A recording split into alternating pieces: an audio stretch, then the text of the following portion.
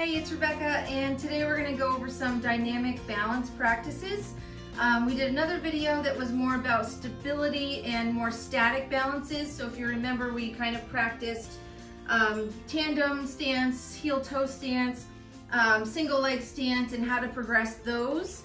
And those are more static based, right? So we're not moving around. We're just trying to build our foundation and our stability. So now we can progress to more dynamic balances. So first we're just gonna kind of warm up. So I'm gonna grab onto my chair and we're just gonna roll the ankle.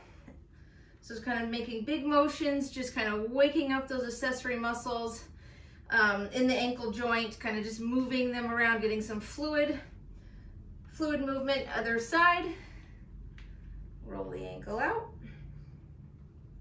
Then go ahead and come up and down with the foot and side to side. Good, maybe a few more rolls, and other side, back and forth, side to side. So I'm going to try not to say lefts and rights too much today, because if you're mirroring me, my right, I believe, is going to be your left, and that's just a little too confusing for me right now. So first we're going to do some calf raises, just coming up and down, warming up the calves, getting a little bit more movement and mobility in the ankles. Warming up the calves, and then go ahead and rock back. So you're going to lift up the toes instead. So instead of a heel lift, we're going to do a toe lift. So coming up, you may feel it in the shins here, those muscles working. They're kind of fatigued pretty quickly. We don't exercise these too much, but they do help us in our walking and our gait, especially during the step through when you have to come up and bring your toe up to step forward.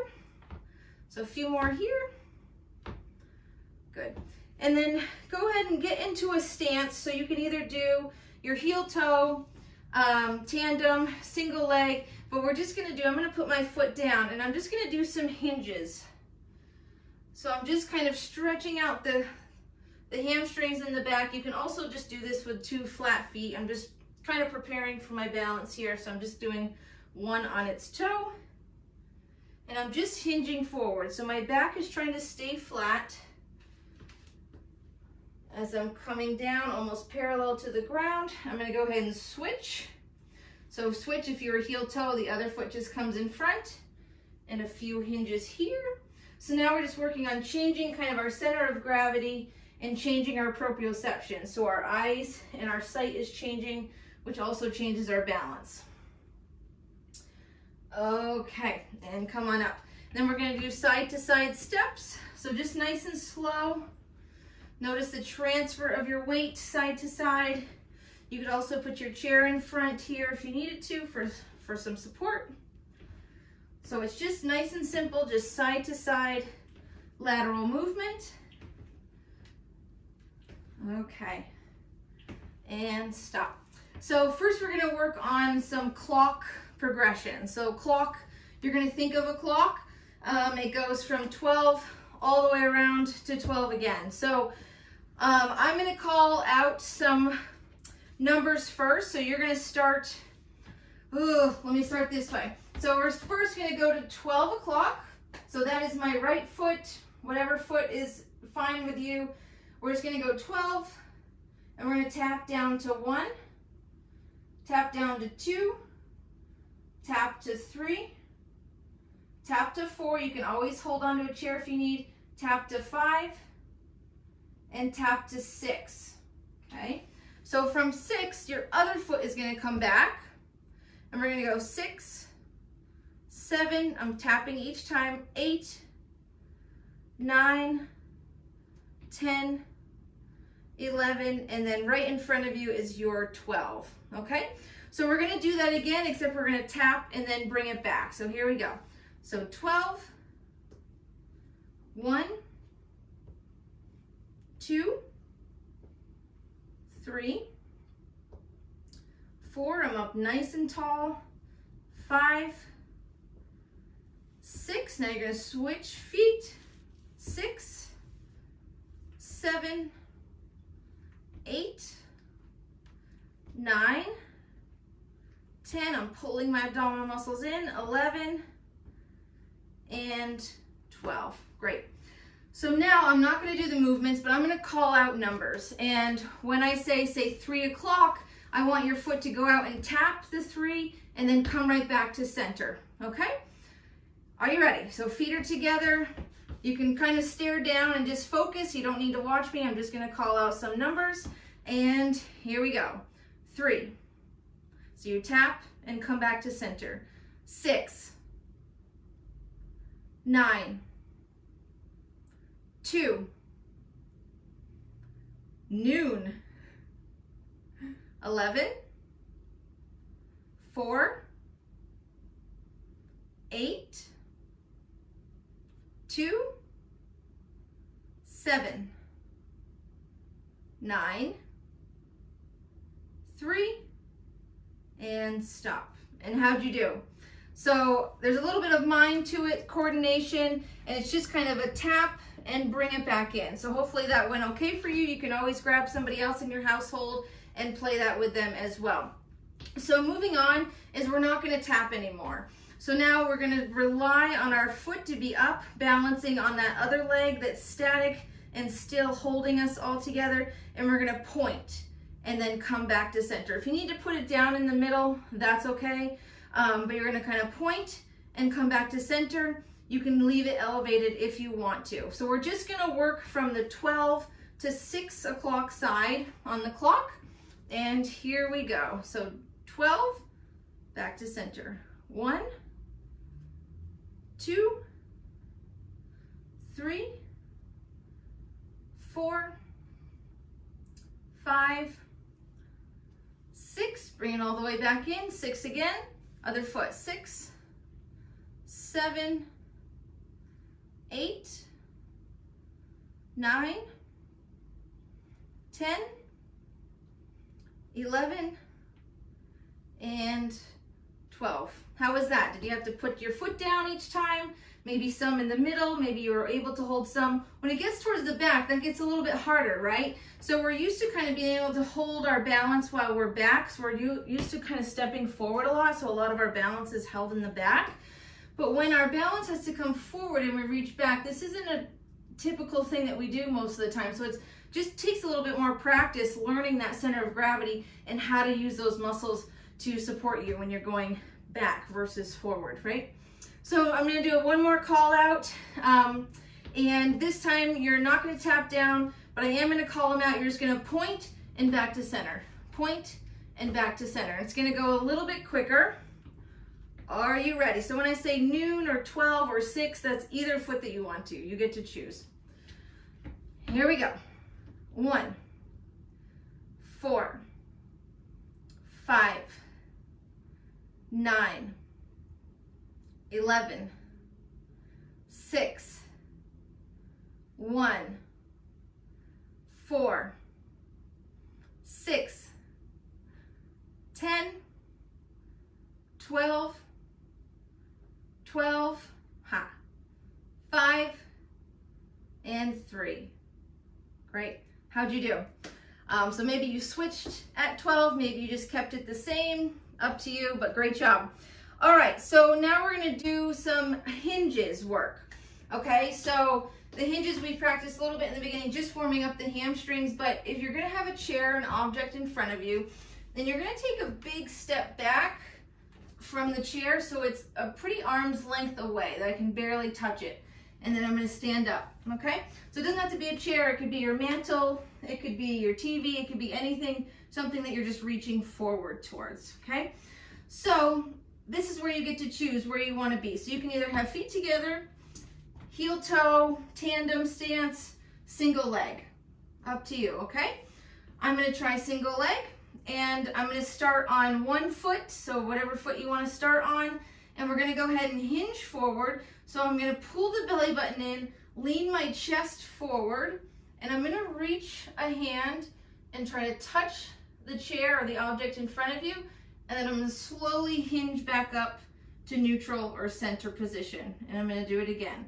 So we're slowly hinging at the hips and slowly coming back up. If you find this is difficult, you can always change your foot. So if that was too hard single leg, try heel toe and see how that goes. You can always change your footing, okay? So a few more forward. And whatever hand you're reaching with, you're gonna switch.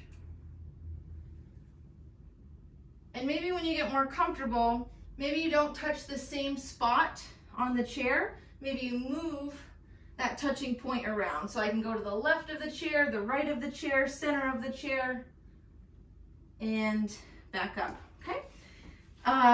Hopefully we just did both feet. I'm pretty sure we did. Well, if not, practice the other one, turn me off, or when you're done, we'll do the other foot.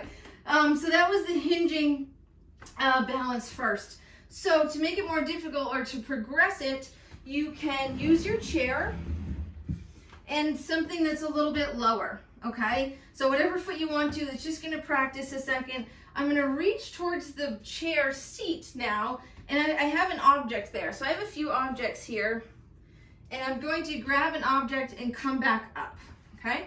So I'm gonna hinge, grab it, come back up to center, hinge again, put it down, grab a different object, and come back up. So you can use one object, you could use no objects and just imaginary objects that you're picking up. You can have multiple. It's just something to distract you, not really distraction, but something for you to pick up and bring back while you're working on your balance. So instead of a tap, there's an added task to do. And back up. So we're gonna switch legs. You can either stay here to do the other leg, or you're gonna start putting your objects on the ground, okay?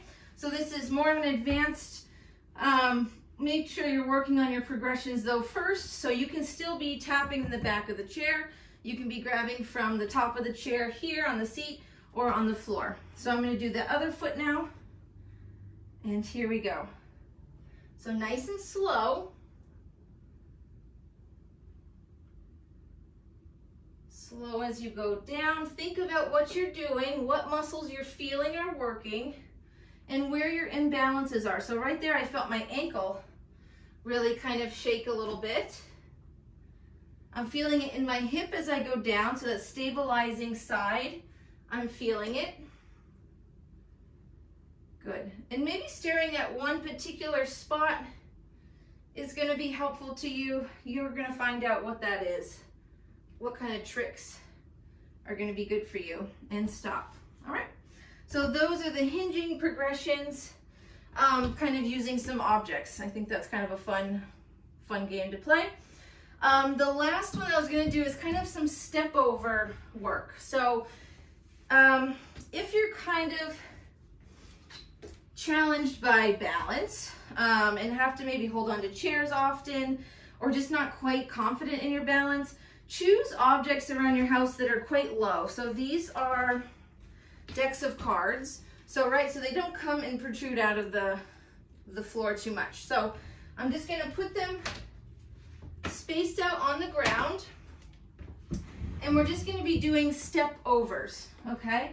So you're gonna start on one end, and you're gonna start with 2 feet first. So I'm slowly gonna lift up, notice the transfer of weight, step down, the other foot needs to come up just as high, and step. So maybe you're stepping with the right leg first or one leg first, and then on the way back, you lead with your other foot. So make sure you're lifting up nice and high, turn around, and now lead with the other foot, 2 feet, pulling the abdominal muscles in, and trying to have that slow step down each time, okay? So to progress that, you would not step in between each one with both feet. You would step, transfer your weight, follow through, lift up nice and high, step down. This leg comes up over nice and high, and it slowly steps down, and the other one slowly comes to meet it. Other way, up nice and high, and over. So again, your objects can be different heights. The higher it is, the more challenge it's going to be, okay? So if I switch these out to the cones, that's just adding a little bit more challenge because it's a little bit higher. So I'm gonna have to make sure I really lift my foot up to get out of it. I'm gonna go ahead and put one more thing, just something a little higher. You can use different heights for things that just challenges the balance a little bit more. And maybe you go to the side. So you step in, transfer the weight, center of gravity in the middle, transfer and over. So I'm kind of hinged back a little bit. And then lift nice and slow. Last one over, up, and then put it down nice and slow. So everything is really controlled. We can do things fast, right? But we're not helping to build that stability. So each time I'm working on controlling those smaller movements to help those muscles learn to balance and to send those signals of itself balancing. So one other thing you could do to challenge is you could do a backward step, right? So sometimes looking behind you challenges our balance in itself, but it's just using those muscles differently, right? If we step up onto a curb, we have to step in to get into our cars. What else do you step on? There was something else I had. Curbs, into your car. I don't know, up and over something else. I had something great, I'm sure. All right, so those are kind of ways to step over. If you just had one large object, you could just go side to side. You don't have to have an amount kind of spread out. All right, and then once you get feeling more comfortable, maybe you could start to add a little bit of a hop. But you're still wanting to make sure you get up and over with both legs. And that would be another progression for this. Same with forward. I could go 1, nice and easy, maybe 2, and 3. So you can change it that way. Seems pretty simple, but it really does a lot actually for us. Slowing down, focusing, that mind-body connection is really important. So those are the kind of the 3 I wanted to go through. Let me know if you have any questions, ways to progress things, ways to help you in each of those, and we'll see you next time.